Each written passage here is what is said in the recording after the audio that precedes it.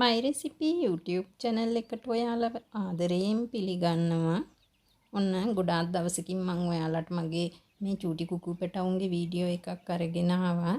ඉතින් වෙනදා වගේම වීඩියෝ එකට යන්න කලින් ඔයාලට ආදරයෙන් මතක් කරන්නේ ඔයාලා තවමත් මගේ YouTube channel එක subscribe කරලා නැත්නම් මගේ YouTube channel එක subscribe කරලා ඒ ළඟම තියෙන bell icon එකත් click කරන්න. එතකොට මං වීඩියෝ එකක් දාපු ගමන් ඔයාලට notification එක එනවා. ඉතින් මගේ මේ කළුගේ සුදුගේ චූටි පැට්ටු 14 දිනාට හරියටම අදට සති 7ක් වෙනවා.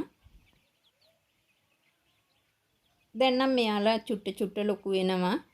ඉතින් දැන් අම්මලාගෙන් මෙයාලව වෙන් කරන්න කාලය ඇවිල්ලා. මම මාස 2ක් විතර වෙනකන් විතරයි අම්මලා ළඟ මෙයාලව තියන්නේ. මම දැනටත් ටික කිකිලියෝ 4 දෙනාව කූඩුවෙන් එළියට දාලා පැට්ටු ටික විතරක් කූඩුව ඇතුලේ තියෙන වෙලාවල් තියෙනවා. මගේ මේ සුදු ගොඩාක් වෙලාවට දුඹුරුගෙයි පුල්ලිගෙයි පැටවුන්ට ටිකක් හිරිහැර කරනවා. එයා චුට්ටක් කුඩම්ම කෙනෙක් වගේ ටිකක් වෙනස්කම් කරනවා චූටි පැට්ටුන්ට. ඒ දකින්න වෙලාවට නම් මම ටක් ගාලා සුදුව කූඩුවෙන් අරගෙන එළියට දාලා තියෙනවා. ඒ දානකොට මං අනිත් කිකිලියෝ 3 දෙනාවත් එළියට දානවා. මොකද එතකොට කිකිලියෝ 4 දෙනාම කූඩුවෙන් එළියනේ ඉන්නේ. පැට්ටු ටික විතරක් කූඩුව ඇතුලේ තියන්න තමයි මං ගොඩාක් වෙලාවට උත්සාහ කරන්නේ. අද නම් මේ පැට්ටු ටික එළියට දැම්මේ සති 2කින් වගේ කාලෙකින්. මම මෙයාලව ගොඩාක් දවසකින් එළියට දැම්මේ නැහැ. මොකද පහුගිය දවස්වල වෙච්ච දේත් එක්ක මට ටිකක් දාලා එළියේ දාලා තියන්නත් බයයි. කොහොමත් මම මෙයාලව එළියට දැම්මත් ආපහු කූඩුවට දානකම් මෙයාලා ළඟ ඉඳලා බලලා තමයි මම මෙයාලව කූඩුවට දාන්නේ.